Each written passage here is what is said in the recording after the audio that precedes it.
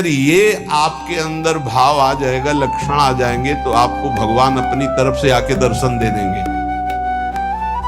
बड़े महात्मा थे, उड़िया भाषा में अपनी डायरी में लिखा था, उसका हिंदी लिपि में यहां वर्णन है। पहला, भजन करते हुए अपने को सबसे दीन मानना। अपने आप भगवत साक्षात्कार हो जाएगा। भजन करते हुए अपने को सबसे दीन मानना, इससे कोई अपराध ही नहीं बनेगा, कोई अपराध नहीं बनेगा, लिख लेना चाहिए। भजन करते हुए साधक को अपने को सबसे दीन मानना, सबसे आदेश तृणादपि सुनिचेन। दूसरा, किसी से भी कपट पूर्वक वार्ता व्यवहार ना करना। निष्कपट व्यवहार करने में क्या जाता है? अपने भगवत मार्ग के पति के, चाहे गृहस्थी हो चाहे विरक्ति हो। कपट का मतलब होता है अंदर कुछ और है, बाहर आप कुछ और दिखा रहे हैं। ये नहीं होना चाहिए। जो अंदर वो सीधे बाहर, जो बाहर बोल रहे हैं वही आपके अंदर चलना चाहिए। मोहि कपट छल छिद्र न भावा, भगवान कहते हैं। तो कैसे दर्शन दे देंगे आप कपट पूर्वक व्यवहार करते? निष्कपट व्यवहार, कपट पूर्वक व्यवहार ना करना, ये दूसरा। तीसरा, अपनी जिह्वा से कभी असत्य भाषण ना बोलना। इसका बहुत नारायण स्वामी जी ने भी इस पर बहुत जोर दिया था कि जिस जिह्वा से नाम जप करते झूठ नहीं बोलना चाहिए, तभी नाम सिद्ध होगा। नाम तभी सिद्ध होगा। नाम सिद्ध होने का तात्पर्य बिना प्रयास के चले। ये सत्य भाषण भगवत स्वरूप है। सत्य बोलने से बढ़कर कोई पुण्य नहीं संसार में, और झूठ बोलने से बढ़कर पाप नहीं। असत्य सम पातक पुंजा। चौथा, जो तुम्हारे सामने आवे और तुमसे बात करे या दृश्य दिखाई दे, उसे तत्काल पहले मन से प्रणाम करो। बिना प्रयास के भगवत साक्षात्कार हो जाएगा। चराचर जगत में जो तुम्हारे सामने, जैसे कोई व्यक्ति आया तो राधा वल्लभ लाल आपकी जय हो, अंदर से मेरे प्रभु अब बात करो। कोई भी कुछ भी, पहले प्रभु, ये वस्तु पहले नहीं थी, प्रभु थे, और ये बाद में नहीं रहेगी, प्रभु ही रहेंगे। तो वर्तमान में हम वस्तु के अंतर्गत प्रभु को देखते हैं।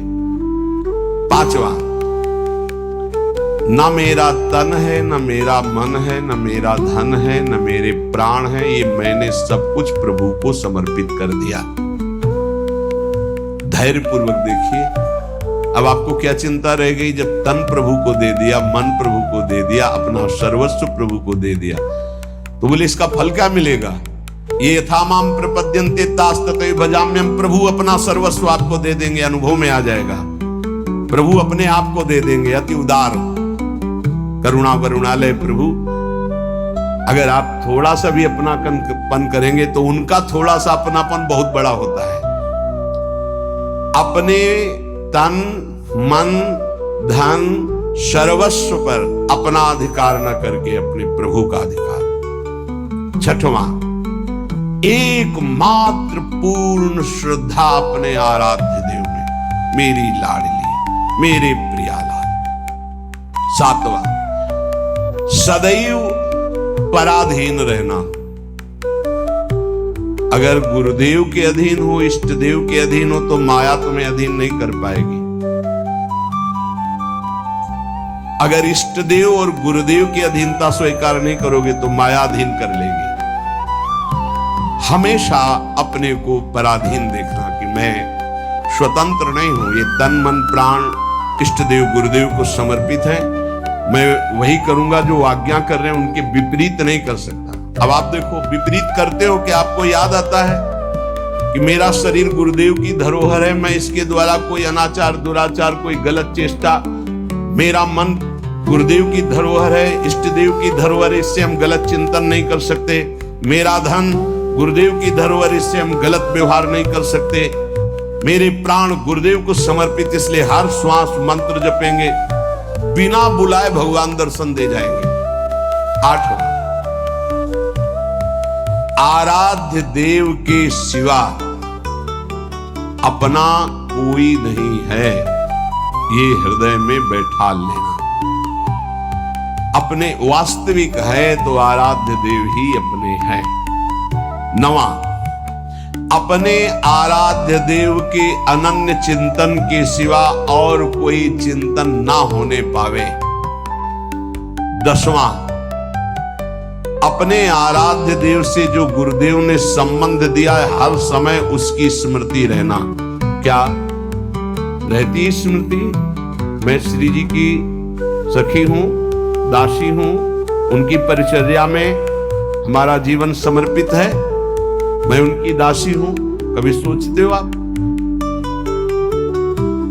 सोचो, तुम्हारा संबंध हो चुका है। कोई ऐसे नहीं कि तुम्हें केवल सोचना ही है, तुम्हारा संबंध हो चुका है, तुम्हारा पाणी ग्रहण हो चुका है। श्री जी ने तुम्हारे पाणी को स्वीकार कर लिया, ग्रहण कर लिया है। उसके साक्षी हैं गुरुदेव। गुरुदेव ने पाणी ग्रहण कराया है, प्रिया प्रीतम को हमारा हाथ पकड़ा दिया है। हम अपने संबंध, दसवां है, अपने संबंध को हर समय अपनी स्मृति, मैं प्रियालाल की हूं, मैं प्रियालाल की हूं, मैं प्रिय सखी हूं लाडली जू की। ये 10 भाव रखो। अब जैसे हमारे अपना भाव बताया, तो जो दास है वो दास भाव को देखे, जो सखा है वो सखा भाव को देखे, जो गोपी गोपी भाव को देखे।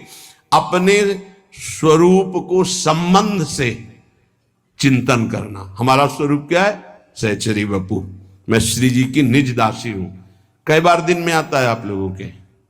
कितनी बार सोचते हैं हम? जबकि यहां हर चेष्टा करते हुए उसी भाव में रहना है। अगर ये 10 भाव हृदय में आ गए तो कह रहे हैं किसी भी तीर्थ में जाओ या ना जाओ, कोई और साधन करो ना करो, तुम्हें भगवत साक्षात्कार हो जाएगा।